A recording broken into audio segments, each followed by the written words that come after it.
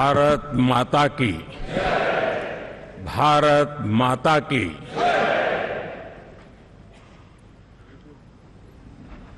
मैं सबसे पहले तो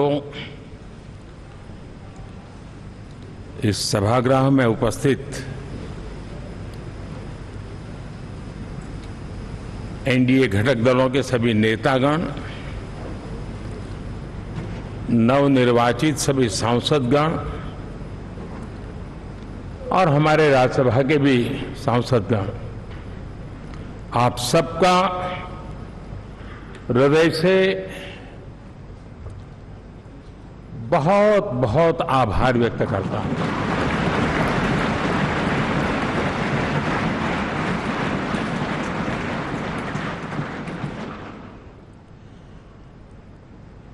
मेरे लिए खुशी की बात है कि इतने बड़े समूह को आज मुझे यहां स्वागत करने का अवसर मिला है।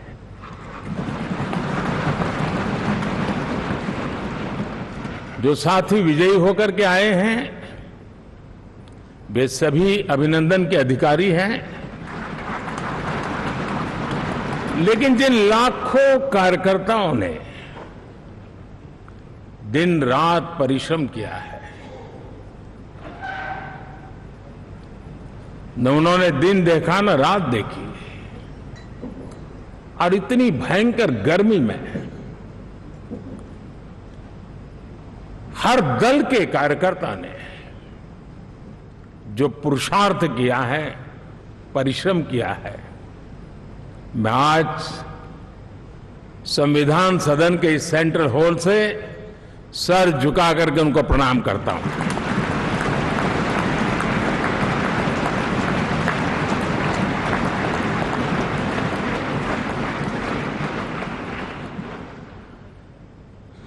साथियों, मेरा बहुत सौभाग्य है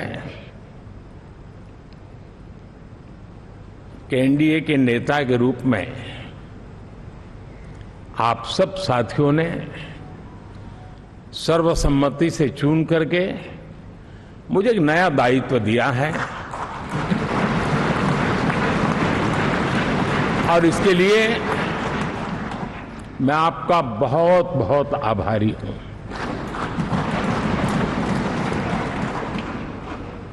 व्यक्तिगत जीवन में एक मैं जवाबदारी का एहसास करता हूं।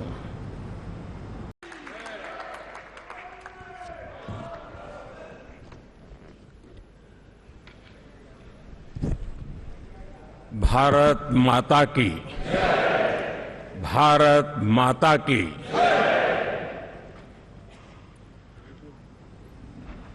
मैं सबसे पहले तो इस सभागृह में उपस्थित एनडीए घटक दलों के सभी नेतागण, नवनिर्वाचित सभी सांसदगण और हमारे राज्यसभा के भी सांसदगण, आप सबका हृदय से बहुत बहुत आभार व्यक्त करता हूं।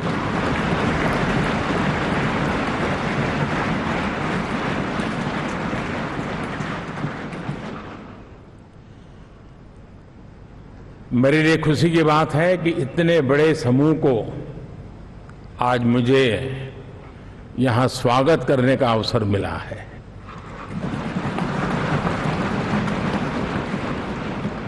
जो साथी विजयी होकर के आए हैं वे सभी अभिनंदन के अधिकारी हैं, लेकिन जिन लाखों कार्यकर्ताओं ने दिन रात परिश्रम किया है, न उन्होंने दिन देखा न रात देखी, और इतनी भयंकर गर्मी में हर दल के कार्यकर्ता ने जो पुरुषार्थ किया है, परिश्रम किया है, मैं आज संविधान सदन के इस सेंट्रल हॉल से सर झुका करके उनको प्रणाम करता हूं।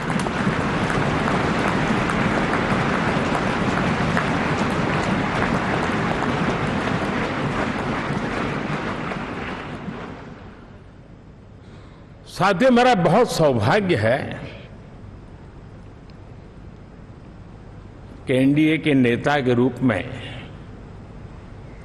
आप सब साथियों ने सर्वसम्मति से चुन करके मुझे एक नया दायित्व दिया है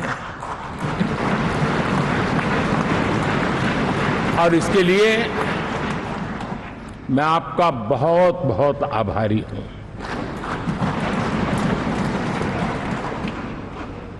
व्यक्तिगत जीवन में एक मैं जवाबदारी का एहसास करता हूं। जब 2019 में इस सदन में मैं बोल रहा था, आप सबने मुझे नेता के रूप में चुना था और तब मैंने एक बात पर बल दिया था, विश्वास। आज जब आप मुझे फिर से एक बार ये दायित्व देते हैं, इसका मतलब है कि हम दोनों के बीच, हम आपस में विश्वास का सेतु इतना मजबूत है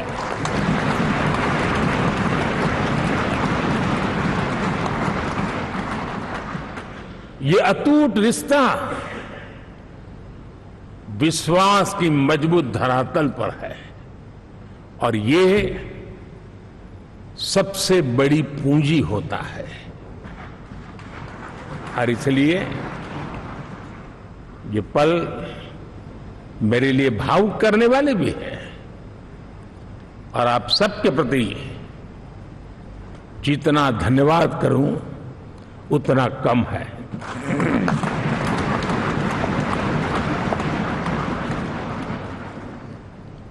साथियों, बहुत कम लोग इन बातों की चर्चा करते हैं, शायद उनको सूट नहीं करता होगा, लेकिन हिंदुस्तान के इतने महान लोकतंत्र की ताकत देखिए कि एनडीए आज देश में 22 राज्यों में लोगों ने उनको सरकार बना करके सेवा करने का मौका दिया।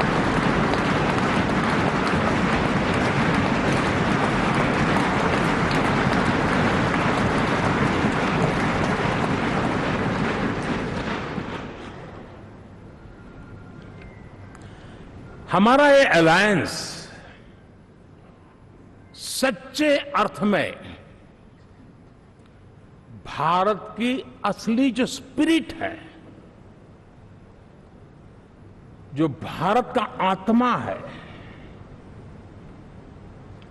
भारत की जड़ों में जो रचा बसा है, उसका एक अर्थ में प्रतिबिंब है।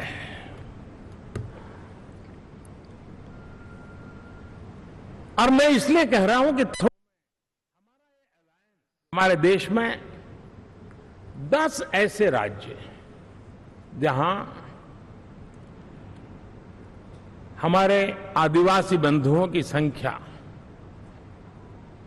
प्रभावी रूप से है, निर्णायक रूप से है, जहां इस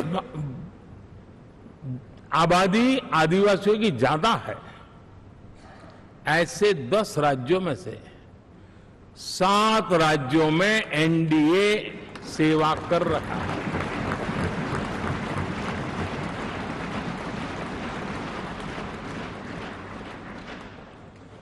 साथियों, हम सर्वपंथ संभाव के हमारे संविधान को समर्पित है और देश में चाहे हमारा गोवा हो या हमारा नॉर्थ ईस्ट हो, जहां बहुत बड़ी मात्रा में हमारे ईसाई भाई बहन रहते हैं, आज हम उन राज्यों में भी एनडीए के रूप में सेवा का अवसर हमें मिला हुआ है।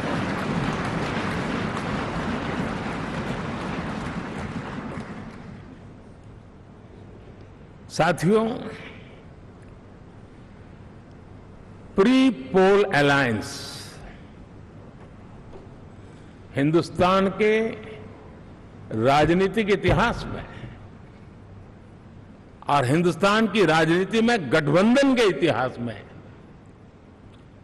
प्री पोल अलायंस इतना सफल कभी भी नहीं हुआ है जितना कि एनडीए हुआ।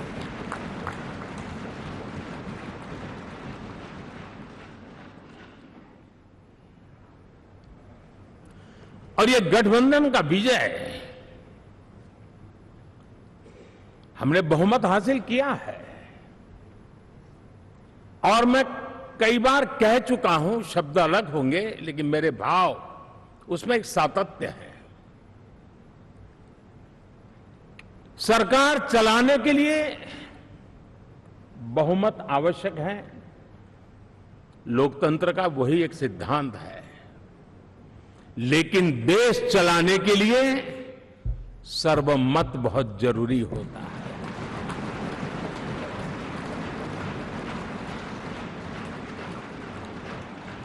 और मैं आज देशवासियों को यहां से विश्वास दिलाना चाहता हूं कि आपने जिस प्रकार से हमें बहुमत देकर के सरकार चलाने का सौभाग्य दिया है, ये हम सब का दायित्व है कि हम सर्वमत का निरंतर प्रयास करेंगे और देश को आगे ले जाने के लिए हम कोई कोर कसर नहीं छोड़ेंगे।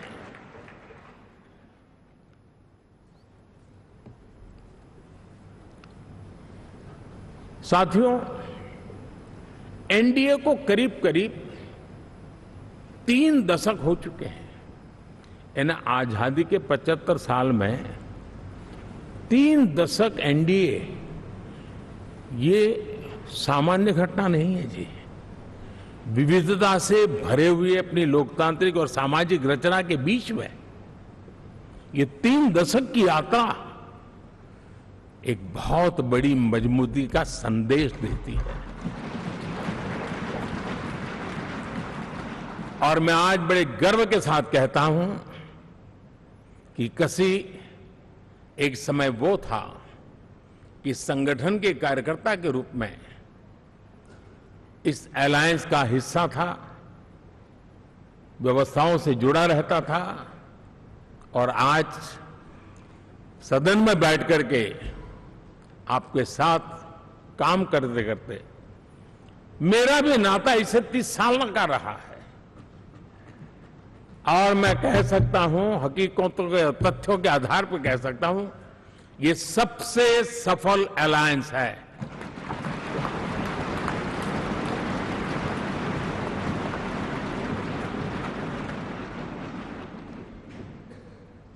हम गर्व से कह सकते हैं कि 5 साल का टर्म होता है। इस अलायंस ने 30 साल में से 5-5 साल के 3 टर्म सफलतापूर्वक पार किए हैं और अलायंस 4थे टर्म में एंटर कर रहा है।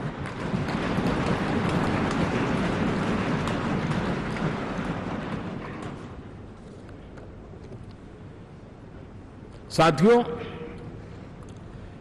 इस बात को जो राजनीति के विशेषज्ञ हैं, अगर मुक्त मन से, मुक्त मन शब्द बहुत महत्व का है, वे सोचेंगे तो पाएंगे कि एनडीए ये सत्ता प्राप्त करने का या सरकार चलाने का कुछ दलों का जमावड़ा नहीं है। ये राष्ट्र प्रथम की मूल भावना से, नेशन फर्स्ट के प्रति कमिटेड वैसा ये समूह है। और 30 साल का लंबा कालखंड शुरू, लेकिन आज मैं कह सकता हूं कि भारत के राजनीतिक व्यवस्था में एक ऑर्गेनिक अलायंस है।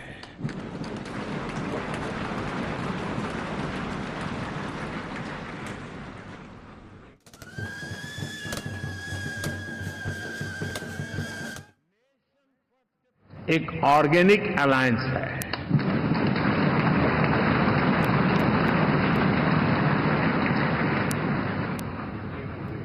और ये मूल्य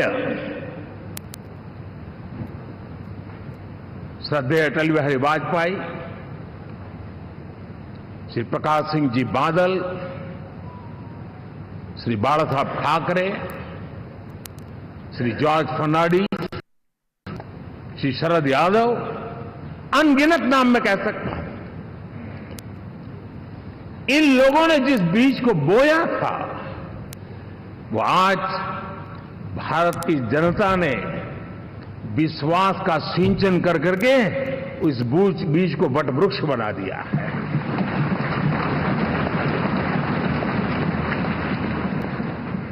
और हम सबके पास ऐसे महान नेताओं की विरासत है और हमें इसका गर्व है। बीते 10 वर्षों में हमने एनडीए की उसी विरासत, उसी मूल्यों को लेकर के निरंतर आगे बढ़ने का और देश को आगे बढ़ाने का प्रयास किया।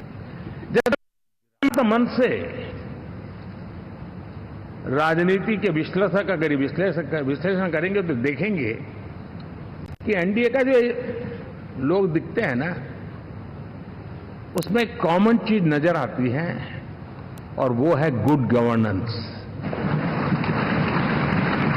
इन सबने अपने अपने समय में, अपने अपने कार्यकाल में जब जब जहां सेवा करने का मौका मिला है, गुड इस देश को दिया है। और इस प्रकार से एनडीए एक प्रकार से, एनडीए कहते ही गुड गवर्नेंस ये अपने आप पर्यायवाची बन जाता है। साथियों, हम लोगों के सभी के कार्यकाल में, चाहे मैं गुजरात में रहा हूं या बाबू हमारे आंध्र में रहे हो या नीतीश जी ने के लिए भरपूर सेवा की हो, हम सबके अंदर केंद्र बिंदु में गरीब का कल्याण केंद्रस्थ रहा है।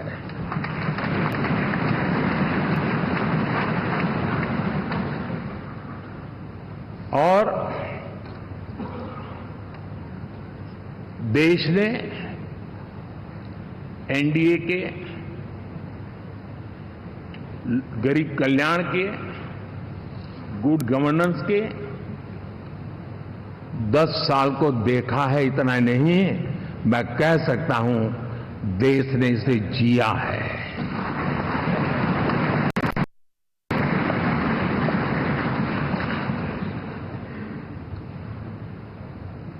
जनता जनार्दन ने सरकार क्या होती है, सरकार क्यों होती है, सरकार किसके लिए होती है, सरकार कैसे काम करती है, इसको पहली बार अनुभव किया है। वरना जनता और सरकारों के बीच में एक खाई की व्यवस्था ही बनी हुई थी। हमने उसको पाठ दिया है। हमने सबका प्रयास का मंत्र देश को नई ऊंचाई पर ले जाने के लिए चरितार्थ करके देखा है। साथियों, एनडीए सरकार में हम अगले 10 साल में, मैं बहुत जिम्मेवारी के साथ कह रहा हूं, अगले 10 साल में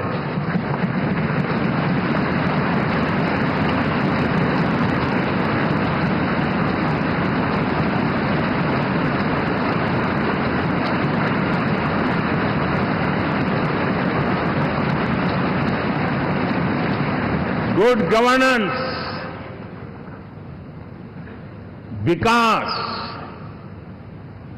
नागरिकों के जीवन में क्वालिटी ऑफ लाइफ, और मेरा व्यक्तिगत रूप से एक बहुत बड़ा ड्रीम है मैं लोकतंत्र की समृद्धि को जब सोचता हूं तो मैं चाहता हूं कि सामान्य मानवीय के जीवन में से और खास करके मध्यम वर्ग, उच्च मध्यम वर्ग, उनके जीवन में से सरकार की दखल जितनी कम हो उतनी लोकतंत्र की मजबूती है।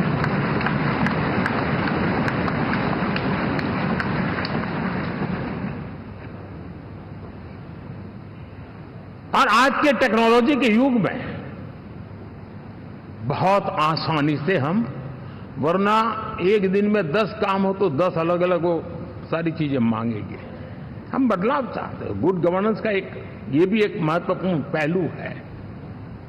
देखिए, हम विकास का नया अध्याय लिखेंगे, गुड गवर्नेंस का नया अध्याय लिखेंगे, जनता जनार्दन की भागीदारी का नया अध्याय लिखेंगे और सब मिलकर के विकसित भारत के सपने को साकार करके रहेंगे।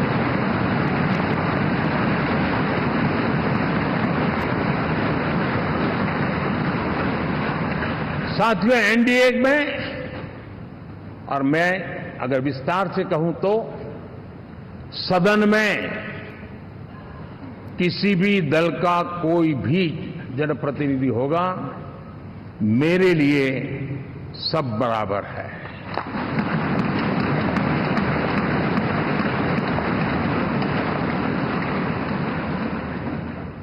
जब मैं सबका प्रयास की बात करता हूं तो मैं सदन में भी, चाहे वो लोकसभा हो या राज्यसभा हो, हमारे लिए सब बराबर है। और यही एक भाव है जिसके कारण 30 साल से एनडीए अलायंस मजबूती के साथ आगे बढ़ा है। अपना पराया कुछ नहीं है। सबको गले लगाने में हमें कभी कोई कमी नहीं रखी है। उसी का परिणाम है कि जनता का विश्वास भी जीत पाते हैं। साथियों, हमने 2024 में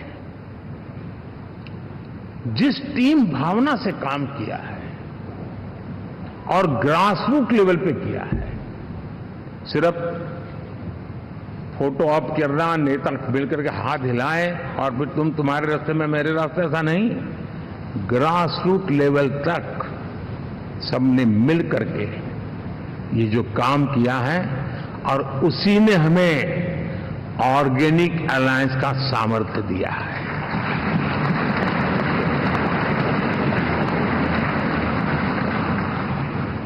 एक दूसरे का सहयोग किया है। हर किसी ने यही सोचा, जहां कम वहां हम।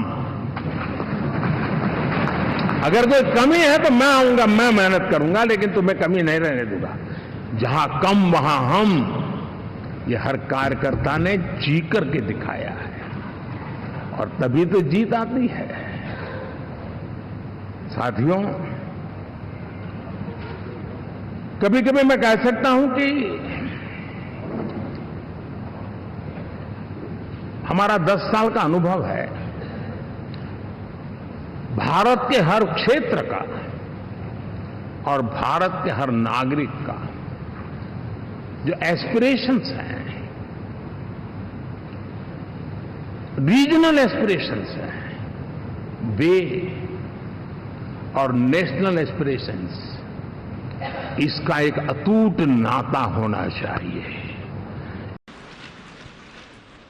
मित्रों, अब वो ऐतिहासिक घड़ी आ गई है जो प्रस्ताव माननीय राजनाथ सिंह जी ने हम सबके सामने रखा, जिसे सभी दलों ने, घटक ने समर्थन अनुमोदन किया, वह सदन के सामने रखा जाता है।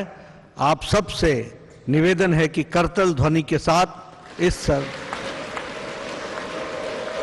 मैं एनडीए के वरिष्ठ नेताओं से कहूंगा कि वो सामने मंच पे बाहर आकर के माननीय मोदी जी का स्वागत करें। सब लोग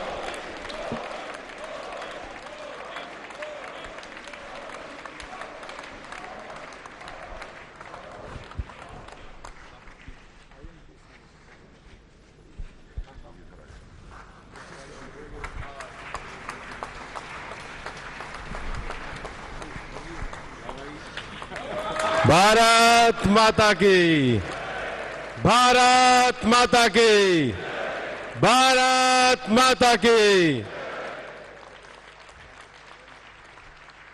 वंदे वंदे वंदे।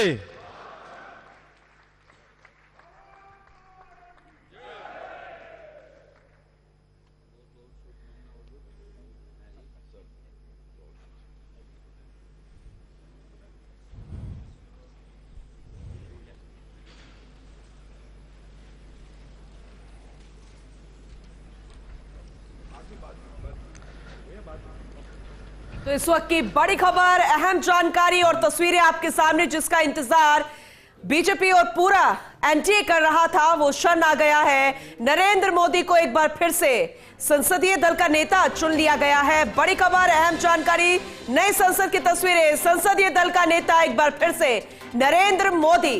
राजनाथ सिंह ने बैठक में प्रस्ताव रखा और अब नरेंद्र मोदी क्या कुछ कहते नजर आ रहे हैं, चलिए सुनवाते हैं।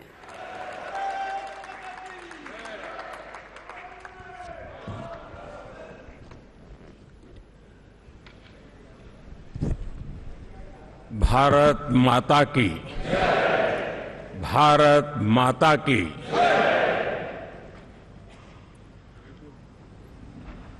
मैं सबसे पहले तो इस सभागृह में उपस्थित एनडीए घटक दलों के सभी नेतागण, नवनिर्वाचित सभी सांसदगण और हमारे राज्यसभा के भी सांसदगण, आप सबका हृदय से बहुत बहुत आभार व्यक्त करता हूं। इसके बीच में हवा तक गुजर न सके, इतना जुड़ाव होना चाहिए, तब देश आगे बढ़ता है।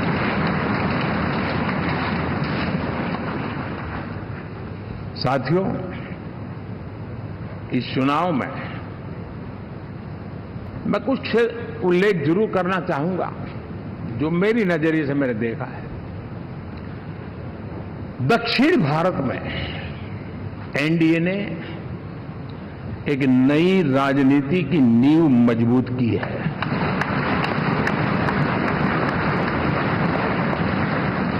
अब देखिए, कर्नाटक एंड तेलंगाना, अभी अभी तो इनकी सरकारें बनी थी, लेकिन पल भर में ही लोगों का विश्वास टूट गया, भ्रम से लोग बाहर आ गए और एनडीए को गले लगा दिया। कर्नाटक और तेलंगाना में दोनों जगह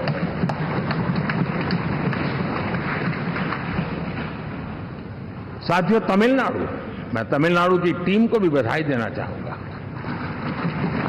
और वहां हमारा एनडीए समूह बहुत बड़ा भी है और कईयों को पता था कि हम एक साथ एक सीट नहीं लड़ा पाएंगे, लेकिन इस लड़ाई में हम साथ रहेंगे। और मैंने बहुत से एनडीए के साथी तमिलनाडु में ऐसे हैं कि जिनका कोई उम्मीदवार नहीं था, लेकिन इस झंडे को ऊंचा रखने के लिए वो जी जान से जुटे थे। और इसलिए आज तमिलनाडु में भले हम सीट नहीं जीत पाए, लेकिन जिस तेजी से एनडीए का वोट शेयर बढ़ा है, वो साफ साफ संदेश दे रहा है कल में क्या लिखा हुआ है।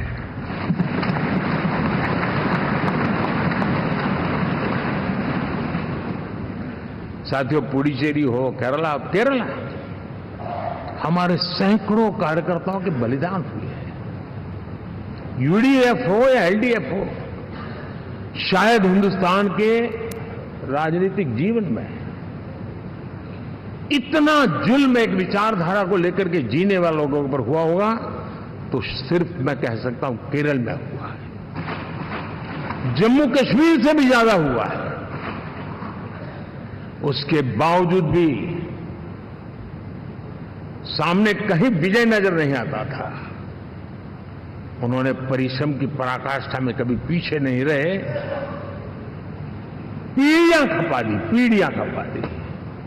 और आज पहली बार संसद में केरल से हमारा प्रतिनिधि बन गया।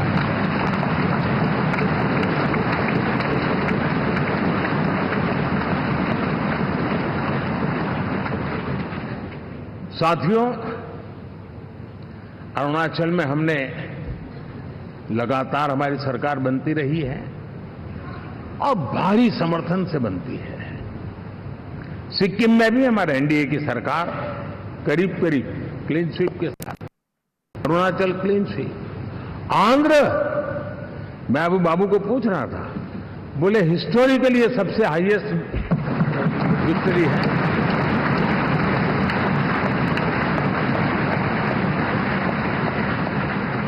और ये जो यहां दिखता है ना पवन, ये पवन नहीं, ये आंधी है।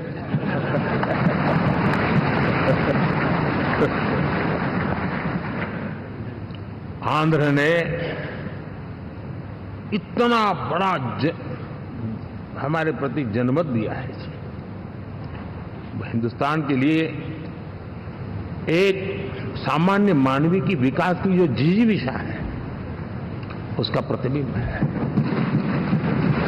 और महाप्रभु जगन्नाथ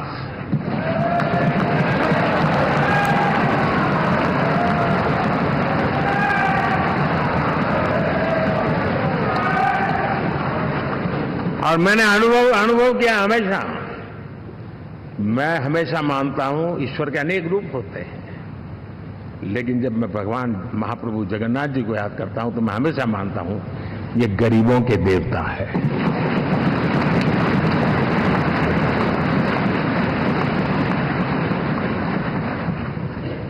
और वहां जो क्रांति रूप परिणाम आया है, मैं इसे एक रिवॉल्यूशन देख रहा हूं। और मैं इसके साथ कह सकता हूं कि विकसित भारत का हमारा जो सपना है, आने वाले 25 वर्ष, पहले मैंने 10 साल कहा था, यहां मैं 25 साल कह रहा हूं। आने वाले 25 साल महाप्रभु जगन्नाथ जी की कृपा से उड़ीसा देश की विकास यात्रा के ग्रोथ इंजन पैकी एक होगा।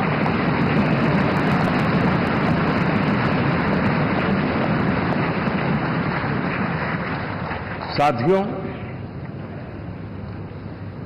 हम लोग जब 4 जून के नतीजे चल रहे थे, मैं तो अपने काम में कुछ व्यस्त था। बाद में फोन फिर आना शुरू हो गए, तो मैंने किसी को पूछा, यार ये तो ठीक है आंकड़े वांकड़े, तो मुझे ये बताओ कि ईवीएम जिंदा है कि मर गया?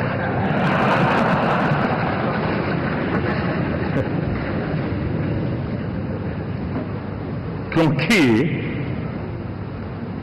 ये लोग तय करके बैठे थे कि भारत के लोकतंत्र और लोकतंत्र की प्रक्रिया के प्रति विश्वास ही लोगों का उठ जाए, और लगातार ईवीएम को गाली देना। और मुझे तो लगता था कि शायद इस बार वो ईवीएम की अर्थी क्या जुलूस निकालेंगे, लेकिन 4 जून शाम आते आते उनको ताले लग गए, ईवीएम ने उनको चुप कर दिया। ये ताकत है भारत के लोकतंत्र की, ये ताकत है भारत की निष्पक्षता की, ये भारत की ताकत है भारत के चुनावी तंत्र की, चुनाव आयोग की। और मैं मानता हूं कि ये आशा करता हूं कि 5 साल तो अब ईवीएम शायद मुझे नहीं सुनाई देगा, लेकिन जब 29 में हम जाएंगे तो फिर से शायद ईवीएम को लेकर के नाचने की शुरुआत करेंगे, क्योंकि इनके सुधरने की संभावना बहुत कम है। आप देखिए, चुनाव के समय मैंने पहली बार देखा, शायद हर तीसरे दिन इलेक्शन कमीशन के काम में रुकावट आए, इसके लिए सुप्रीम कोर्ट के दरवाजे खटखटाए गए, भांति भांति के एप्लीकेशन, और एक ही टोली थी। और लोकतंत्र के प्रति जिनका भरोभार अविश्वास, ऐसे लोग सुप्रीम कोर्ट का उपयोग करते हुए कैसे रुकावट डाले, इसका निरंतर प्रयास करते रहे। और चुनाव आयोग की ताकत का एक बड़ा हिस्सा अदालतों में, इस पीक आवर्स में, चुनाव के पीक आवर्स में, यानी कितनी निराशा लेकर के ये लोग मैदान में आए थे कि उन्होंने पूरा हमला उसी इंस्टीट्यूट पे लगा दो ताकि चुनाव के कोई भी परिणाम आए हम दुनिया के सामने भारत को भी बदनाम कर लें। ये षड्यंत्र का हिस्सा था दोस्तों, और कभी भी देश उनको माफ नहीं करेगा। साथियों, इंडी गठबंधन वाले जब ईवीएम का विरोध करते हैं तो मैं सिर्फ एक चुनाव के रूप में नहीं देख रहा। मैं मानता हूं ये लोग मन से पिछली शताब्दी के सोच वाले लोग हैं। वे टेक्नोलॉजी को हम महत्व न समझते हैं, न टेक्नोलॉजी स्वीकार करने को तैयार है। और ये सिर्फ ईवीएम में दिखाई दिया, ऐसा नहीं, यूपीआई में दिखाया। जब हमने कहा कि हिंदुस्तान के लोग डिजिटल ट्रांजैक्शन करेंगे, फिनटेक की दुनिया में आज हिंदुस्तान का नाम हो गया, मानने को तैयार नहीं। आधार आज देश की एक पहचान बना है। मैं तो देख रहा हूं कि मुझे कई देश कहते हैं कि हमें आधार की पद्धति से आगे बढ़ना है, आप कैसे मदद कर सकते हैं। उस आधार को रोकने के लिए सुप्रीम कोर्ट में बार जाकर के परेशानियां पैदा की। यानी मूलतः ये प्रगति के विरोधी, आधुनिकता के विरोधी, टेक्नोलॉजी के विरोधी इंडी अलायंस हमने देखा है। साथियों, इस देश के लिए ये भी चिंता का विषय है कि विश्व में भारत के लोकतंत्र की ताकत को कम आंकने का प्रयास, और कितना एक्सट्रीम है। मैं दुनिया में ढोल पीट रहा हूं कि हम मदर ऑफ डेमोक्रेसी है, और ये दुनिया में जाकर के बता रहे नहीं हमारे देश में तो डेमोक्रेसी ऐसा कुछ नहीं कि वो मोदी बैठ गया है, वो एक चाय बेचने वाला यहां पहुंच कैसे गया, कुछ तो गड़बड़ की होगी। ये जो इनकी मनस्थिति है जी, भारत के नागरिकों को चुनाव प्रक्रिया के प्रति अविश्वास पैदा करने का जो उनका षड्यंत्र है, मैं मानता हूं कि अब दुनिया भी भारत के लोकतंत्र की विविधता, विशालता, व्यापकता, गहनता, इन सबको भी जानने समझने के लिए आकर्षित होगी। ऐसे इस चुनाव के नतीजे में देख रहा हूं। साथियों, जब 1 तारीख को मतदान पूरा हुआ और 4 तारीख को काउंटिंग, इस बीच की चीजों को आप देखिए। योजनाबद्ध तरीके से देश को हिंसा की आग में झोंकने का भाषण, बयान दिए जाते थे। यहां इकट्ठे होना, यहां पहुंचना, यहां करना। कुछ लोग इस चीज को गंभीर नहीं लेते हैं, लेकिन ये बहुत गंभीर है। आप भारत के लोकतंत्र को, पहले उसकी व्यवस्था को अनादर करते हो, अब परिणाम आने से पहले एक ऐसा माहौल बना दो कि बस आग लगा देंगे। हर प्रकार से उन शब्दों का अर्थ यही निकलता है कि उन्होंने देश को उस दिशा में ले जाने का प्रयास किया था। लगातार देश को गुमराह करने का प्रयास किया गया, देश के लोगों को बांटने का प्रयास किया। अरे, चुनाव एक ऐसा लोकोत्सव होता है कि ज्यादा से ज्यादा लोगों को हम जोड़े, तोड़ने के लिए नहीं होता है। लेकिन हर प्रकार से कोशिश यही की गई है। साथियों, मैं मानता हूं कि 2024 के लोकसभा के चुनाव के जो नतीजे हैं, हर पैरामीटर से देखेंगे, दुनिया ये मानती है और मानेगी कि ये एनडीए का महाविजय है।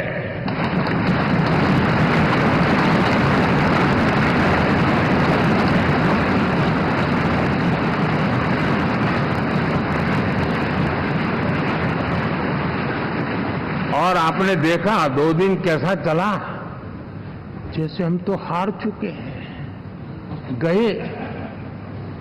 सब चारों तरफ यही दिखता था,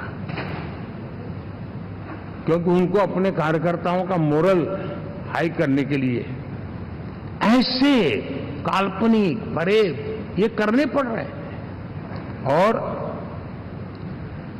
साथियों, गठबंधन के इतिहास में अगर आंकड़ों के हिसाब से देखें तो ये सबसे मजबूत गठबंधन की सरकार है।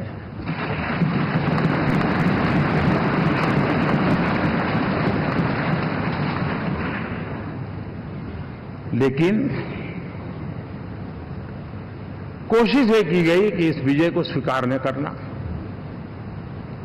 उसको पराजय के छाया में डुबो के रखना, लेकिन उसकी ऐसी चीजों की बाल मृत्यु हो जाती है और हो भी गई। लेकिन देशवासी जानते हैं कि न हम हारे थे न हम हारे हैं।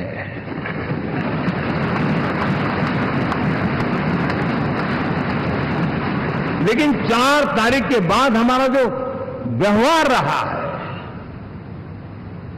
वो हमारी वो पहचान बताता है कि हम विजय को पचाना जानते हैं।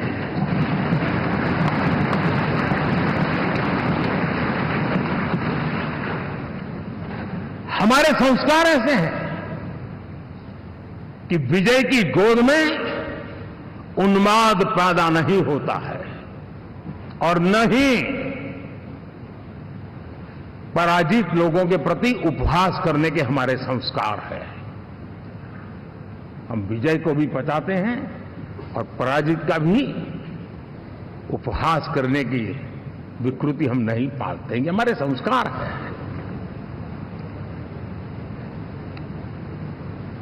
अब किसी भी बालक को पूछो कि भाई लोकसभा के चुनाव के पहले सरकार किसकी थी, तो कहेगा एनडीए।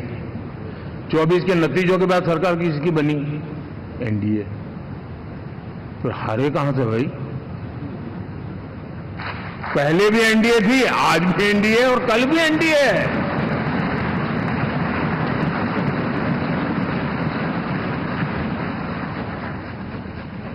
आप सोचिए 10 साल बाद भी कांग्रेस 100 के आंकड़े को नहीं छू पाई।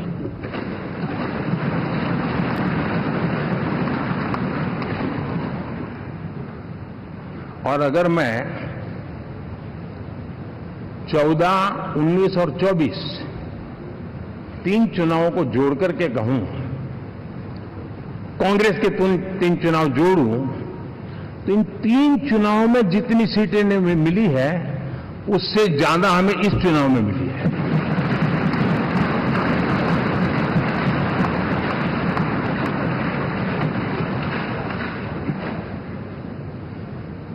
और मैं साफ देख रहा हूं साथियों, एनडीए वालों को अंदाज नहीं है। वे धीरे धीरे पहले तो डूब रहे थे, अब तेज गति से ये गर्त में जाने वाले हैं।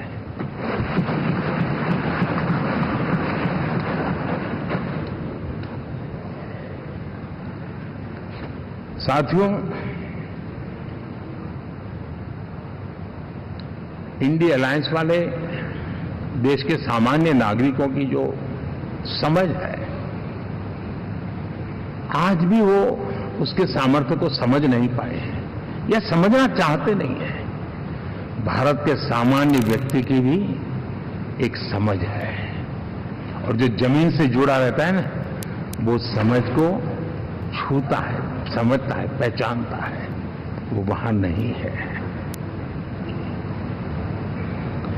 साथियों, इन लोगों का जो व्यवहार रहा है 4 तारीख के बाद, मैं आशा करता था कि वे लोकतंत्र का सम्मान करेंगे, लेकिन उनके व्यवहार से लगता है कि शायद उनमें ये संस्कार आए, इसके लिए हमें और इंतजार करना पड़ेगा।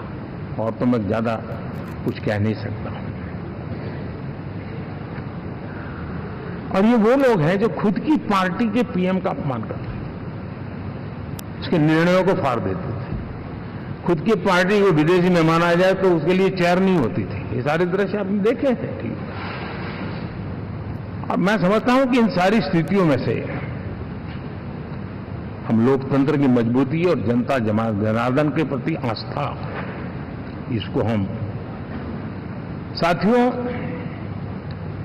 लोकतंत्र हमें सबका सम्मान करना सिखाती है। विपक्ष में भी जो सांसद जीत करके आए हैं, मैं उनको भी बधाई देता हूं।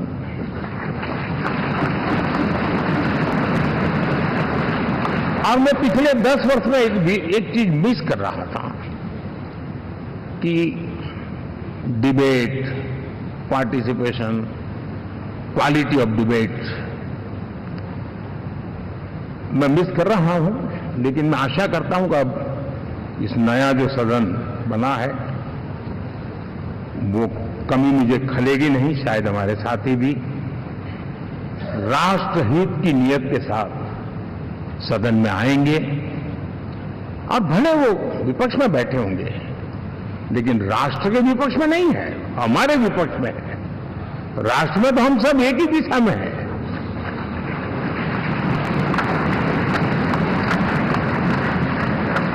राष्ट्र में हमारा कोई पक्ष विपक्ष नहीं है। राष्ट्र में तो हम 140 करोड़ है। और मैं आशा करता हूं कि वो राष्ट्र हित की भावना को लेकर के सदन में आएंगे और सदन को समृद्धि देने में वे कुछ न कुछ योगदान करेंगे। साथियों, 24 का जनादेश एक बात को बार बार मजबूती दे रहा है, बार बार मजबूती दे रहा है कि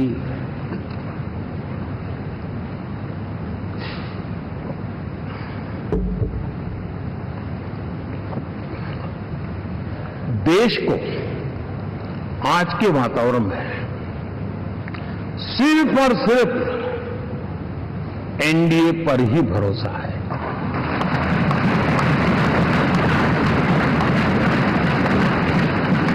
और जब इतना अटूट विश्वास है, इतना भरोसा है, तो स्वाभाविक है देश की अपेक्षाएं भी बढ़ेगी।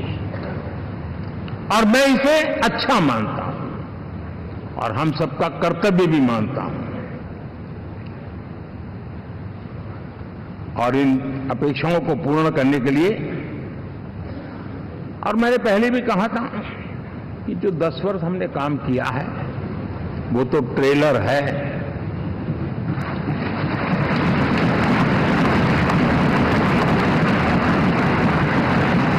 और वो मेरा चुनावी वाक्य नहीं था, ये मेरा कमिटमेंट है। हमें और तेजी से, और विस्तार से, और तेज गति से देश के आकांक्षाओं को पूर्ण करने में रत्ती भर भी विलंब नहीं करना है।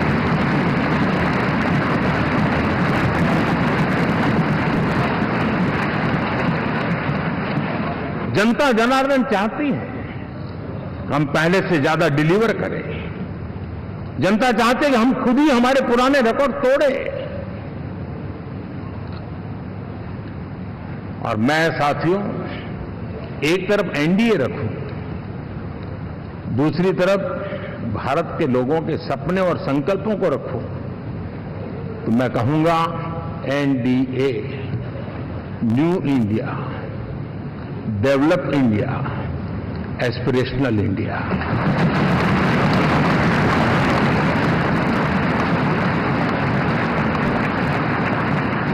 और इसी सपने और संकल्पों को पूरा करना, ये हम सबका संकल्प भी है, कमिटमेंट भी है, और हमारे पास रोड मैप भी है।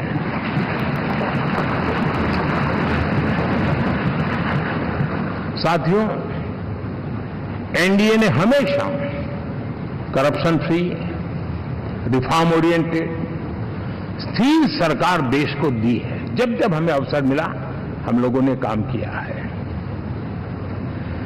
उसके सामने कांग्रेस नेतृत्व वाली यूपीए,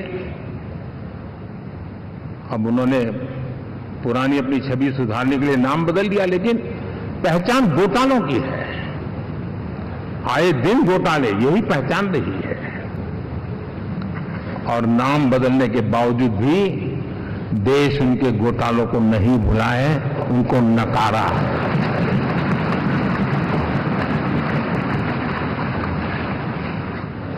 और मैं कह सकता हूं साथियों, इंडी अलायंस वालों ने एक व्यक्ति का अपोज करने के वन पॉइंट एजेंडा के कारण देश की जनता ने उनको ही ऑपोजिशन में बिठा दिया है।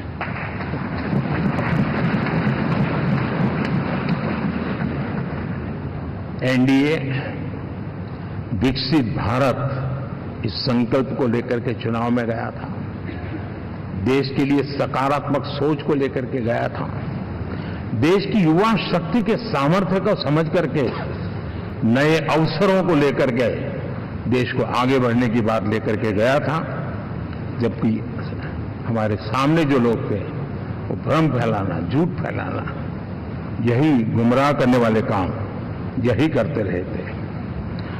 अब एनडीए और उनका देखें, इवन नामांकन में जाएंगे तो भी आपको देखेगा उनका चुनाव प्रचार, उनका नामांकन, हम लोगों का एक एक दृश्य देख लीजिए और उनका एक एक दृश्य देखिए, कितना बड़ा अंतर है।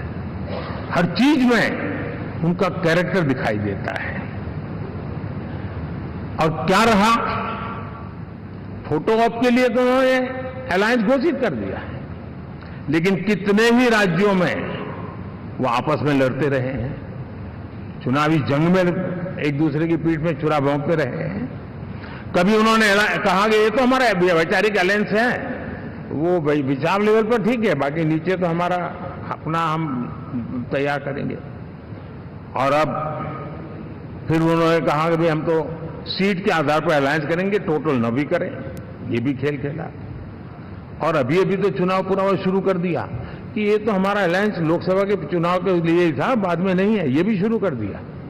यानी मैंने बहुत पहले कहा था कि आप देख लेना 4 जून के बाद बिखराव शुरू हो जाएगा, और वो शुरू हो चुका है। इसका मतलब ये हुआ कि वो सिर्फ और सिर्फ सत्ता सुख के लिए एक दूसरे का साथ देने की कोशिश करते थे, लेकिन उनमें उनका अगर स्वार्थ निश्चित होता तो साथ देना, वरना नहीं देना, ये कैरेक्टर था। साथियों, ये लोग कितने ही बड़े झूठे बोलते रहे हैं। और आप देखिए, चुनाव के समय उन्होंने देश के सामान्य नागरिक को गुमराह करने के लिए जो पर्चियां बांटी कि ये देंगे और वो देंगे और टिकना देंगे, फलाना देंगे, 2 दिन से मैं देख रहा हूं कि कांग्रेस के दफ्तरों पर लोग कतार लगा के खड़े हैं कि ये पर्ची है, 1 लाख रुपया कहां है, लाओ भाई, मांग रहे हैं लोग। यानी आपने जनता जनार्दन की आंखों में कैसा उनको भ्रमित किया, कैसी आंख में धूल झोंक दी कि वो बेचारा सामान्य नागरिक मान के चलता था, हाँ भाई 4 जून के बाद रुपया मिल जाएगा, इसलिए वो जाके खड़ा रह गया। और अब उसको धक्का मारा जा रहा है, डंडे मारे जा रहे हैं, वहां से निकाला जा रहा है। अब इस प्रकार का चुनाव ये अपने आप में देश के गरीबों का अपमान है, हमारे देश के सामान्य नागरिकों का अपमान है। और कभी भी देश ऐसी हरकतों को न भूलता है, न ही कभी माफ किए बिना माफ कभी करता है।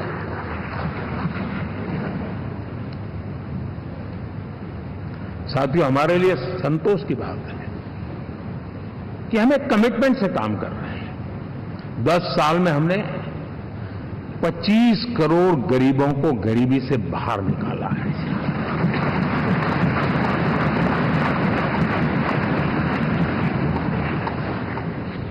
गरीब कल्याण का एक सुरक्षित मजबूत कवच दिया है हमने उसको, और उसके अंदर भी एक नए एस्पिरेशंस पैदा हुई है कि हां, अब मुझे गरीब नहीं रहना है, और उसके लिए मुझसे जो हो सकेगा मैं हर अवसर का फायदा उठाऊंगा। 3 करोड़ गरीबों को घर, ये ऐसे कहने का आंकड़ा नहीं है जी, कितनी मेहनत पड़ती है मुझे मालूम है, लेकिन हम सफलतापूर्वक इसको कर पाए हैं। 4 करोड़ लोगों को दे चुके हैं, 3 करोड़ का हम संकल्प लेकर के आज से आगे बढ़ेंगे। यानी ये भी हिम्मत है कि 4 करोड़ देने के बाद जिन परिवारों का विस्तार हुआ है, जरूरत पड़ी है और राज्यों की भी उसमें इच्छा है, 3 करोड़ नए घर बनाने का संकल्प। 70 वर्ष की आयु से ऊपर के व्यक्तियों को, नागरिकों को 5 लाख रुपए तक इलाज के लिए मुफ्त इलाज की व्यवस्था। मुद्रा योजना के तहत हमारे नौजवानों को कारोबार के लिए 20 लाख तक की उनकी बैंक से उनको लोन मिले, इसकी व्यवस्था। ये मैं समझता हूं कि वायदा हमारे तीसरे कार्यकाल की गारंटियां, सब मैं अभी बताता नहीं हूं, लेकिन इन गारंटियों के प्रति हम कमिटेड हैं और उसे पूर्ण करने के लिए हम कोई कमी नहीं रखेंगे। साथियों, गरीब का सशक्तिकरण और मिडिल क्लास को सुविधा, ये हमारी प्राथमिकता है, क्योंकि मध्यम वर्ग अब इस देश का एक बहुत बड़ा चालक बल है। भारत की ग्रोथ स्टोरी में ये ऐसे ऐसे नए फोर्सेस में देख रहा हूं जो हमारी बहुत बड़ी शक्ति बनने वाले हैं, और इसलिए हम उस पर भी उतना ही, और मिडिल क्लास की बचत कैसे बढ़े, सेविंग कैसे बने, उसके लिए, उसकी क्वालिटी ऑफ लाइफ के लिए हम क्या कर सकते हैं, हमारी योजनाओं का विस्तार कैसे किया जाए, हमारे नीति नियमों में बदलाव कैसे किया जाए, उस पर भी हम आने वाले दिनों में काम करते हैं। साथियों, पंचायत से पार्लियामेंट तक हमारी नारी शक्ति की सक्रिय भागीदारी, ये हमारा कमिटमेंट है, और हमने हमारे पिछले कार्यकाल में नारी शक्ति वंदन अधिनियम करके उस बात को हमने आगे बढ़ाया, और वो दिन दूर नहीं होगा जब हमारे सदन में बहुत बड़ी तादाद में हमारी माताएं बहनें देश का नेतृत्व करती हुई दिखाई देगी।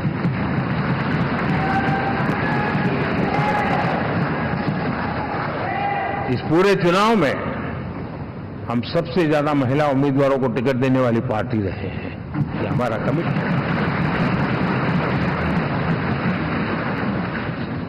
हमारी महिला सांसदों को जो आशीर्वाद देश की जनता ने दिया है, मैं इसके लिए विशेष रूप से उनका आभार व्यक्त करता हूं। और साथियों, आपने देखा होगा G20 समिट में दुनिया के सामने एक विषय लेकर के हम बड़े आग्रह से गए हैं, और वो है empowerment of women, development of women. इन सारी बातों को तो हम परिचित हैं। हमने एक नया शिफ्ट किया है और हम G20 समिट से भी इसको आगे बढ़ा रहे हैं, वीमेन लेड डेवलपमेंट।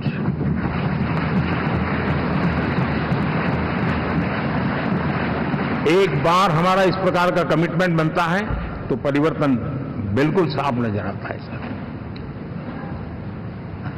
साथियों, एनडीए का ये कार्यकाल बड़े फैसलों का है, तेज विकास का है, और अब हम समय गंवाना नहीं चाहते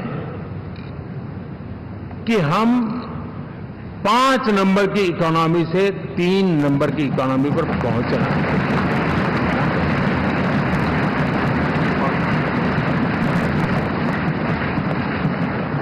और ये खाली 5 और 3 का आंकड़ा नहीं है, उसके कारण जो अर्थव्यवस्था का कद बन जाता है, वो सामान्य मानवी की आशा आकांक्षाओं को पूरी करने के लिए सरलता बढ़ जाती है। देश के लिए जो जरूरतें हैं वो आराम से पूरी करने का सामर्थ्य बन जाता है, और इसलिए हम उस दिशा में बड़ी कोशिश करके आगे बढ़ना चाहते हैं। राज्यों का सहयोग भी उसमें उतना ही महत्वपूर्ण है, और भारत के संविधान ने हमें जिस प्रकार का दिशा निर्देश किया है कोऑपरेटिव फेडरलिज्म का, लेकिन मैंने उसमें आग्रह रखा है कॉम्पिटिटिव कोऑपरेटिव फेडरलिज्म। हमारे राज्यों के बीच में भी तंदुरुस्त स्पर्धा हो, राज्य और केंद्र के बीच में भी तंदुरुस्त स्पर्धा हो, हम अच्छा करने की स्पर्धा करें, और उस दिशा में हम आगे बढ़ना चाहते हैं। और हमने देखा है कि जब मैं कॉम्पिटिटिव कोऑपरेटिव फेडरलिज्म की बात करता हूं, आपने देखा G20 समिट हम एक जगह पे कर सकते थे, हम भी मालाएं पहन करके फोटो निकलवा सकते थे, लेकिन हिंदुस्तान के अनेक शहरों में 200 से ज्यादा मीटिंगें हुई और दुनिया भर के नीति निर्धारक जो कहे G20 देशों के और बाकी भी 5-7 देशों के, वो हिंदुस्तान के कोने कोने में गए, उनके देशों में जाकर के भारत की विविधता, भारत की विशालता, इसकी चर्चा कर रहे हैं। उनके लिए आश्चर्य है। हमने तो दिल्ली आकर के वापिस जाते तो पता ही नहीं था कि देश इतना बड़ा है। ये अपनी एक ताकत का परिचय हुआ है। हमने कोविड में देखा, राज्यों के साथ कोऑपरेशन के साथ हमने जिस प्रकार से लड़ाई लड़ी और एक सूत्र में रह करके लड़ाई, दल किसी का भी हो सरकार में, लेकिन हमने इस काम को किया क्योंकि हमारा कोऑपरेटिव फेडरलिज्म के प्रति कमिटमेंट है। एस्पिरेशनल डिस्ट्रिक्ट एक ऐसा मॉडल है गवर्नेंस का जिसमें राज्य भी उतना ही सक्रियता से हमारे साथ जुड़े हुए हैं, और दुनिया के लिए जो डेवलपिंग कंट्रीज हैं उनके लिए गवर्नेंस का एक ऐसा मॉडल प्रस्तुत हो रहा है जिसका अब तो केस स्टडी के रूप में दुनिया के अनेक यूनिवर्सिटी केस स्टडी करना शुरू की है। अब उसको हम आगे बढ़ाते हुए एस्पिरेशनल ब्लॉक की तरफ ले जा रहे हैं ताकि हमारे ग्रासरूट लेवल पे भी जो वीक एरियाज हैं, जहां सुविधाएं अभी सामान्य एवरेज से भी नीचे हैं, उसको हम जल्दी से जल्दी उस स्टेट की एवरेज तक लाना चाहते हैं। देश का रीजन, कोई भी क्षेत्र हो, सर्वांगीण विकास को लेकर हम चले हैं। साथियों, गत 10 वर्ष में इंफ्रास्ट्रक्चर के क्षेत्र में हमने एक बहुत बड़ा, यानी सोचने में भी बदलाव लाए। जमीन पर तो लाए, वरना हमारे देश में सोचा चलेगा यार, अरे एक बार कर लो ना, उस सहारे में से बदलाव नहीं। अब तो अच्छा ही चाहिए, बड़ा ही चाहिए, जल्दी से जल्दी पहुंचाने वाला चाहिए। सामान्य मानवीय के मन को हमने इस तरह से प्रेरित भी किया है और पुरुषार्थ करके हमने उस दिशा में काम किया है। 5 साल में हमें गति शक्ति, यानी इस प्रकार के प्लेटफॉर्म पर जो काम किया है, जो काम 6-6, 8-8 महीने तक नहीं होता था, वो आज 15-20 दिन में कर सकते हैं। सर, टेक्नोलॉजी का उपयोग करके हम काम कर रहे हैं, और ये जब होता है तो उसका मूल फायदा देश के नौजवानों के लिए रोजगार के अति अवसर बन जाते हैं। उनके लिए जीवन में सिलेक्शन के लिए बहुत बड़ा दायरा बढ़ जाता है, और वो हमें, साथियों, आज भारत दुनिया में विश्व के लिए एक नया मैन्युफैक्चरिंग हब के रूप में उभर रहा है। और जब हम मैन्युफैक्चरिंग हब कह रहे हैं तब सिर्फ इलेक्ट्रॉनिक गुड्स या सर्विसेज की मैं बात नहीं कर रहा हूं। मैं फूड प्रोसेसिंग में भी आज दुनिया में हम बहुत तेजी से आगे बढ़ रहे हैं, और वो भारत के किसानों को बहुत बड़ी ताकत देने वाला है। उसी प्रकार से स्पेस हो, आर्टिफिशियल इंटेलिजेंस हो, स्टार्टअप्स की बात हो, स्किल जॉब अपॉर्चुनिटीज की बात हो, आज भारत बहुत तेजी से आगे बढ़ेगा, बढ़ रहा है, ये मेरा विश्वास है। साथियों, मुद्रा योजना, ड्रोन दीदी, विश्वकर्मा योजना, इसने भी नई संभावनाओं को जन्म दिया है। साथियों, हमारी संस्कृति, हमारी विरासत, उसके प्रति हम जितना ध्यान केंद्रित करेंगे, दुनिया के लिए आकर्षण का केंद्र बनेगा, और इसलिए हम उन दिशा में, और मैं मानता हूं भारत के लिए टूरिज्म एक ऐसा एवेन्यू है जो गत शताब्दी में हमें कभी, आज से लेकर के पीछे के 100 साल में कहूं, ऐसा अवसर नहीं मिला है जैसा आने वाले 25 साल में मिलने वाला है। दुनिया भारत की तरफ मुड़ने वाली है। अब हमारा काम है हम इसके लिए आवश्यक व्यवस्थाओं को विकसित करें, हमारी विरासत के प्रति हम हमारा पर्यटन का विकास करते हुए एक विन विन सिचुएशन का हम फायदा उठाएं, और उसमें बहुत अधिक निवेश की संभावनाएं मैं देखता हूं। और ये ऐसा क्षेत्र है जिसमें हर स्तर के लोग कमाते हैं, गरीब से गरीब आदमी भी कमाता है और बड़ी बड़ी होटल वाला भी कमाता है, हर कोई इसमें कमाता है, और हमने टूरिज्म के हम बल देना चाहते हैं, बहुत पोटेंशियल है। आज जो इंफ्रास्ट्रक्चर के क्षेत्र खुले हैं, इसका फायदा इसको मिलता है, एयरवे हो, रेलवे हो, हमारे एक्सप्रेस वे हो, ये हमारा यातायात जितना बेहतर हो, और हमारा डिजिटल कनेक्टिविटी का जो काम है, ये इसके लिए एक बहुत बड़ा पॉजिटिव ग्राउंड तैयार कर रहा है, और जिसका फायदा मिलने वाला है। और जो वोकल फॉर लोकल और रीजनल टूरिज्म, इसको एक बल देने का काम है। साथियों, अब दुनिया एक नए युग में प्रवेश रही है। जिस समय औद्योगिक क्रांति हुई, उस समय हम गुलामी के दौर से गुजर रहे थे, तो औद्योगिक क्रांति का जितना फायदा लेना चाहिए हम नहीं ले पाए। अब एक नया युग शुरू हो रहा है, हरित युग, ग्रीन एरा। भारत के पास बहुत संभावनाएं हैं इसका नेतृत्व करने की, और हम इसके लिए आने वाले दिनों में ग्रीन हाइड्रोजन की बात हो, ग्रीन एनर्जी हो, या ग्रीन जॉब्स हो, या ग्रीन मोबिलिटी हो, इन सारे विषयों को हम इतनी तेजी से आगे बढ़ाना चाहते हैं ताकि इस हरित युग का नेतृत्व दुनिया में भारत का सामर्थ्य सिद्ध कर दे, ये हम चाहते हैं। साथियों, इसी सिलसिले में इस 5 जून को जब पर्यावरण दिवस था, 4 जून को नतीजे आ गए थे, तो उसी दिन मेरे मन में एक विचार आया कि कार्यक्रम 5 जून को हमने आरंभ किया, एक पेड़ मां के नाम। हर किसी को मां के प्रति श्रद्धा होती है, और मैं भी देशवासियों को कहूंगा कि आने वाले समय में कभी आपकी माता जी का जन्मदिन हो, क्या कोई और शुभ दिन हो, अपनी मां के नाम पर एक पेड़ लगाइए, और मां जीवित है तो साथ लेकर जाइए, उनकी फोटो आप सोशल मीडिया में अपलोड कीजिए, और मां नहीं है तो उनकी फोटो रख करके एक पेड़ लगाइए, और वो अपनी मां का भी सम्मान होगा और धरती मां की सेवा होगी। हम इन 2 माताओं की सेवा करें। साथियों, एनडीए, अब भारत आइसोलेशन में नहीं जी सकता। वैश्विक परिवेश में भारत की भूमिका दिनों दिन बहुत बढ़ती चली जा रही है। 2014 में जब एनडीए की सरकार बनी,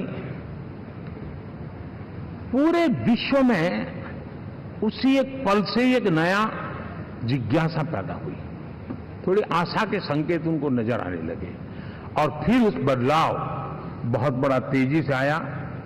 और पिछले 10 वर्ष में भारत ने जिन कामों को बढ़ दिया है, आज भारत की छवि विश्व बंधु की बन चुकी है। दोस्तों, विश्व हमें एक बंधु के रूप में स्वीकार कर रहा है, और जब दुनिया हमें विश्व बंधु के रूप में स्वीकारती है तो हमारी वैश्विक जिम्मेवारियों को भी हमने हमारे आने वाले रोड मैप में महत्व देना ही होगा। और भारत की सफल विदेश नीति ने अच्छे परिणाम भी दिए हैं।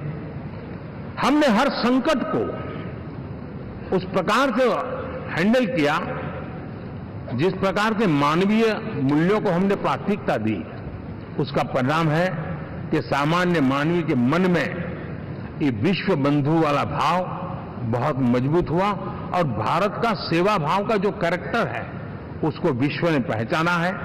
चाहे यूक्रेन का संकट हो, चाहे अफगानिस्तान का संकट हो, हर हमारे लोगों को बचाना हो, हमने किसी भी में हमने कोई कमी नहीं रखी है। और साथियों, ये क्षमता के कारण भारत में निवेश की संभावनाएं बहुत बढ़ने वाली है। मैं राज्यों से भी कहूंगा कि आप प्रगतिशील नीतियां बनाकर रेडी रहिए। विश्व आज आपके आंगन पे दरवाजे पर दस्तक दे रहा है, और जो राज्य ज्यादा स्पष्ट नीतियों के साथ आएगा, जो राज्य उन कंपनियां विदेश जाने वाले लोगों को ठीक से हैंडल करेगा, उसको बेनिफिट मिलने ही वाला है। और भारत ने जो नीतियां बनाई है, भारत ने जो वातावरण बनाया है, उसका लाभ भारत के हर राज्य को मिलना चाहिए, और उस दिशा में हम तेजी से काम करना चाहते हैं। साथियों, हमने G20 समिट में देखा है, दुनिया का भारत के प्रति नजरिया बदला है। जो लोग इन चीजों को माइन्यूटली देखते होंगे उनको पता होगा कि G20 एक प्रकार से कई संकटों से गुजर रहा था, उतार चढ़ाव आते रहते थे, बिखराव भी नजर आ रहा था, लेकिन भारत में G20 आने के बाद नए प्राण से भर गया है, नया सामर्थ्य आ गया है, और ये भारत की ताकत है कि उसने पूरे विश्व को जोड़ने में G20 के माध्यम से बहुत बड़ा काम किया है। और उसके इन दिनों भी जो परिणाम आए उसके बाद मेरा काफी समय विदेश के सरकारों से फोन अभिनंदन स्वीकार करने में गया और शायद मैं 2014 में 19 में भी ऐसा अनुभव नहीं था जितना इस बार फ्लो है। दुनिया के करीब करीब अब नाम ले उसने भारत को शुभेच्छा व्यक्त की है या बात करने की कोशिश की है। यानी ये वैश्विक जो हमारा ताकत है उसका परिचय करवा रहा है और उसके कारण मैं मानता हूं कि विश्व में हमारा सम्मान और साथ साथ भारत में निवेश, ये दोनों संभावनाएं बढ़ रही है। साथियों, हमारे संविधान का 75वां वर्ष है। हम चाहते हैं कि संविधान हमारी संवैधानिक संस्थाओं का संरक्षण भर इसके मात्र के लिए है, ऐसा नहीं, कोई अदालत में धाराओं का उपयोग करके काम करने के लिए नहीं है। ये एक हमारी भावना है, हमारा स्पिरिट है और हमें इस 75 साल को ऐसे मनाना है ताकि हम संविधान के स्पिरिट को जन जन तक पहुंचाएं। हर जन को संविधान की जो भावना है, कर्तव्य की भावना है, अनेक बात ऐसे इस बात है, उन सब प्रति समर्पण उसका बढ़े, उस दिशा में हम काम करना चाहते हैं। साथियों, छत्रपति शिवाजी महाराज के राज्याभिषेक के 350 वर्ष के उत्सव में देश आज रंगा हुआ है और हमारे लिए सबसे बड़ी प्रेरणा है क्योंकि उसमें राष्ट्र प्रथम की भावना है। छत्रपति शिवाजी महाराज को याद करते ही राष्ट्र प्रथम की भावना हमें मजबूती देती है और इसलिए हम देश में इसी एजेंडा को आगे रखते हुए और जब इसी समय 350 साल का पर्व आया है तो हमें अपनी पॉलिसी और परफॉर्मेंस और सामान्य मानवीय का जीवन बेहतर करना है, उसमें जरा भी विलंब नहीं करना है। साथियों, विकास की सारी तैयारियां, रोड मैप लेकर को हम चलेंगे ही, चल रहे हैं, लेकिन साथ साथ हम नए नए सांसद आए हैं, कुछ पुराने सांसद हैं, कुछ ज्यादा अनुभवी सांसद भी हैं। आप देखते हैं कि इन दिनों पिछले 2 दिन से आप टीवी पे देखते होंगे, एक भी सच्चाई मुझे उसमें नजर नहीं आई। कोई ये कह रहा है, कोई वो कह रहा था, सब मैंने कहा अभी जरा पूछो तो ये जानकारी लाते कहां से, गपगोले चला रहे, किसी के खाते में कुछ भी डाल करके चल रहा है। तो मतलब ये थोड़े दिन, क्योंकि 10 साल से ऐसे अवसर नहीं मिले हैं, तो शायद ये उबाल जरा ज्यादा रहेगा। लेकिन आप मान के चलिए जी, ऐसे लोग कोई पहुंचेंगे, बस साहब मेरा अच्छा संबंध है, मंत्री में आपका नंबर कर सकता हूं, आया, हमें भी पता नहीं होता यार, हो सकता है मिनिस्टर बनने का ही रास्ता होगा तो हम भी गलती से उसका हाथ पकड़ लेते हैं और वो पता नहीं वो किस खाई में डुबो देता है। कभी कभी तो शायद अब तो टेक्नोलॉजी ऐसी है कि हो सकता है मेरे सिग्नेचर से कोई लिस्ट बाहर निकल जाए कि ये मंत्री बन गए, हो सकता है कोई बुद्धिमान डिपार्टमेंट भी बांट दे। तो आजकल कई लोग सरकार बनाने में लगे हुए हैं, मंत्री पद बांट रहे हैं, पद बांट रहे हैं, व्यवस्था बांट रहे हैं। मैं आपसे आग्रहपूर्वक कहता हूं, और जो मोदी को जानते हैं, ये सारे प्रयास निरर्थक है। वे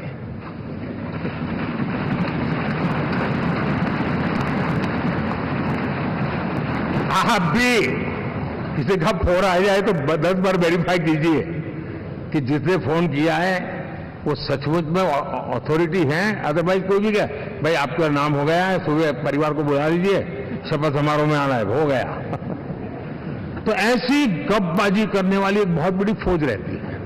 कुछ लोग आदतन करते रहते हैं, कुछ लोगों को मजाक आती है लेकर, और कुछ लोग बदइरादे से करते हैं।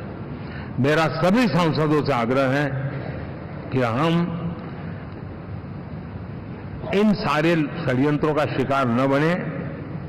दूसरा, हमारे जो इंडिया अलायंस वालों ने इस चुनाव में फेक न्यूज में एक्सपर्टाइज कर लिया, डबल पीएचडी कर लिया उन्होंने, वो शायद इसका भरपूर उपयोग करेंगे।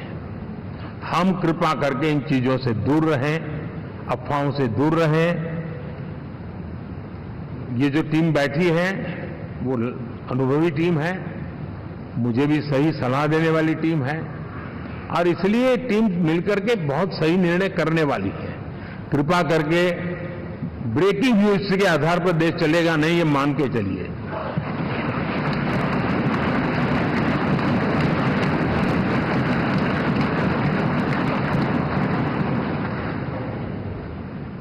साथियों, विकसित भारत का संकल्प लेकर के हम चले हैं। 3 नंबर की इकोनॉमी पहुंचना मैं जानता हूं, निश्चित रोड मैप के साथ उसको हम पार करने वाले हैं। और मैंने पहले भी कहा था कि मेरा पल पल देश के नाम है, मेरा पल पल आप लोगों के नाम है। मैं 24/7 अवेलेबल हूं।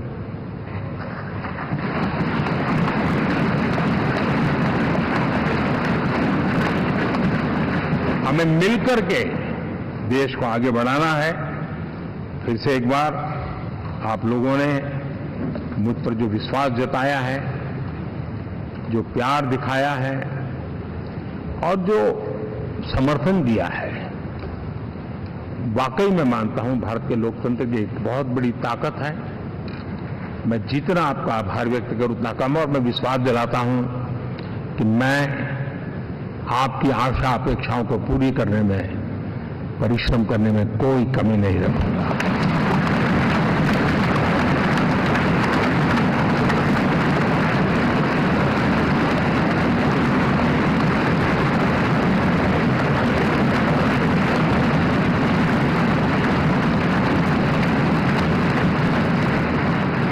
मेरे लिए जन्म सिर्फ और सिर्फ 1 लाइफ 1 मिशन, और वो है मेरी भारत माता। ये मिशन है 140 करोड़ देशवासियों के सपनों को पूरा करने के लिए खप जाना।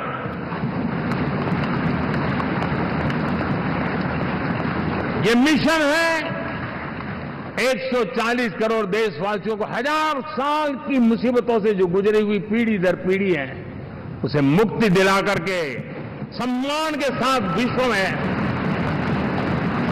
मेरा हर देशवासी दुनिया उसे देखे तो उसका मन कर जाए, काश ये हिंदुस्तान का है, अरे नजर मिल जाए तो अच्छा होगा। ये मैं स्थिति पैदा करना चाहता हूं। उसका मन लालायित होना चाहिए, हिंदुस्तानी है, अरे यार जरा हाथ मिला लूं, कुछ एनर्जी मुझे भी आ जाए। मैं देश को इस ऊंचाई पे ले जाना चाहता हूं। और साथियों, मुझे पक्का विश्वास है आपका साथ, आपका सहयोग, आपका अनुभव बहुत बड़े परिणामों की संभावनाएं लेकर के आया है। लोकसभा का ये गठन उन सभी आकांक्षाओं को पूरा करेगा। मैं फिर एक बार आप सबका हृदय से बहुत बहुत धन्यवाद करता हूं।